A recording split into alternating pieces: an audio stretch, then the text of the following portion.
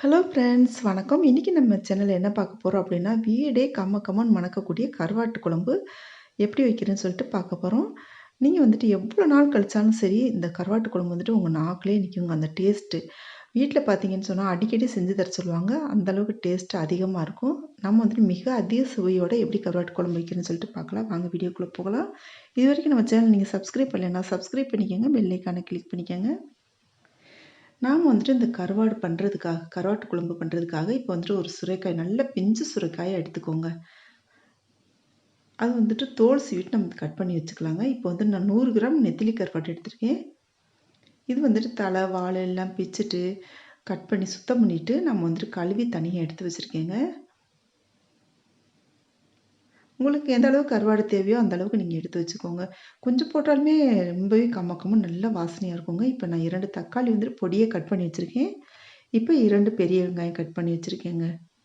இப்போ வந்துட்டு சுரைக்காய் எடுத்தோம் இல்லையா?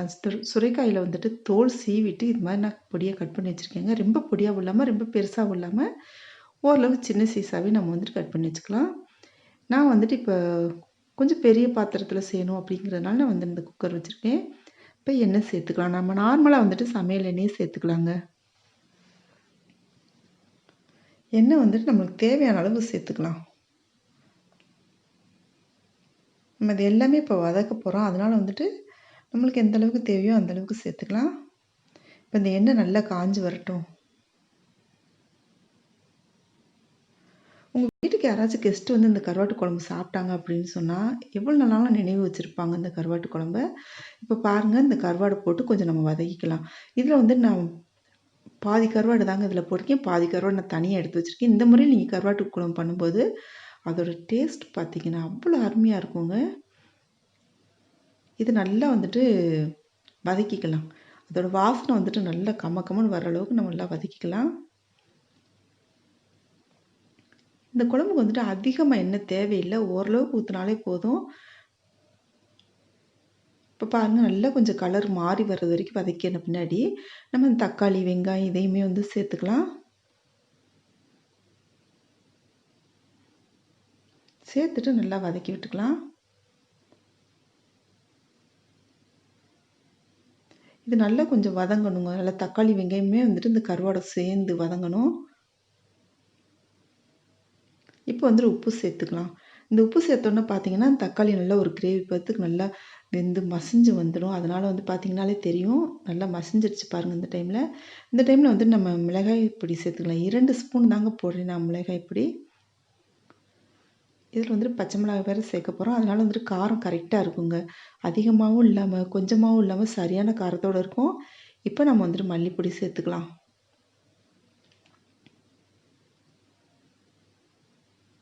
அதே அளவுக்கு 2 ஸ்பூன் மல்லிப்பொடி சேர்த்தாச்சுங்க. இப்போ 1 ஸ்பூன் அளவுக்கு மஞ்சள் பொடி சேர்த்துக்கலாம். இந்த மஞ்சள் பொடி, மிளகாய் பொடி, மல்லிப்பொடி, இந்த தக்காளி இதோட கருவாடோடலாம் சேர்த்துட்டு நம்ம வதக்கிட்டு வைக்கும்போது அதோட நல்ல ஒரு ஃப்ளேவர் கிடைக்கும் குழம்புக்கு. அப்புறம் பார்த்தீங்கன்னு சொன்னால் நல்ல ஒரு கலர்ஃபுல்லாகவும் இருக்கும் இந்த குழம்பு. நல்லா வதக்கி விட்டுக்கலாம். அது நல்ல ஒரு வாசனை வர்ற அளவுக்கு வதக்கி விட்டுக்கலாம். நீங்கள் இந்த குழம்பு மட்டும் இல்லைங்க, எந்த ஒரு குழம்புக்குமே பார்த்தீங்கன்னா இது மாதிரி வதக்கி விட்டுட்டு மசாலா பொடி வகைகள் வந்துட்டு வதக்கி விட்டு நீங்கள் குழம்பு வச்சிங்கன்னா டேஸ்ட்டும் நல்லாயிருக்கும். அப்புறம் பார்த்தீங்கன்னா வாசனையும் ரொம்பவே நல்லாயிருக்கும். இப்போ நம்ம அந்த சுரைக்காய்களை இதோட சேர்த்துக்கலாம். இந்த சுரைக்காய் போட்டு கருவாட்டு குழம்பு வைக்கும்போது பார்த்தீங்கன்னா அந்த கருவாட்டு குழம்புக்கே ஒரு தனி டேஸ்ட் வந்துடுங்க. அவ்வளோ அருமையாக இருக்கும். இந்த சுரைக்காய்களையுமே நம்ம வந்துட்டு வதக்கிட்டு தான் வைக்க போகிறோம். கொஞ்சம் வதக்கிக்கலாம் நம்ம. இப்போ பாருங்கள், ஓரளவுக்கு வதக்கியாச்சு.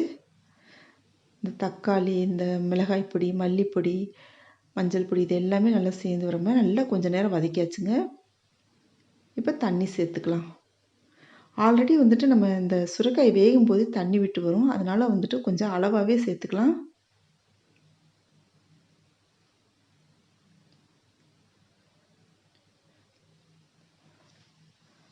இப்போ வந்துட்டு நம்ம இந்த எடுத்து வச்சுருந்தோம் இல்லையா தண்ணி, அந்த கருவாடையும் இதோடு சேர்த்துக்கலாம். சேர்த்துட்டு எல்லாமே ஒன்றா கலந்து விட்டுக்கலாங்க.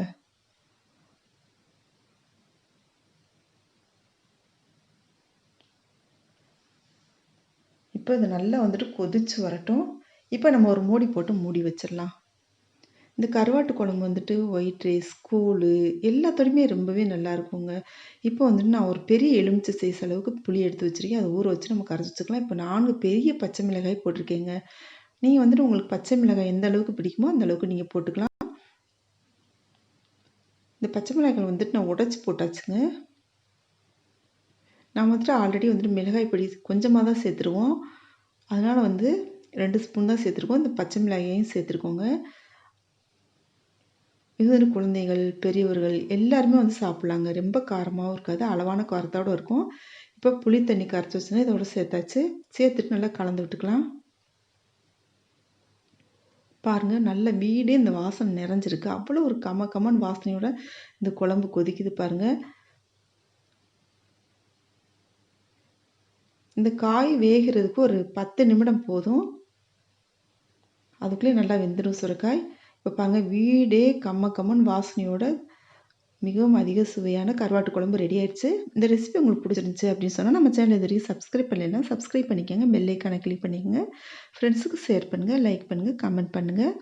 நம்ம வந்துட்டு மீண்டும் நம்ம ஒரு அடுத்த நல்ல ஒரு பதிவில் சந்திப்போம். நன்றி.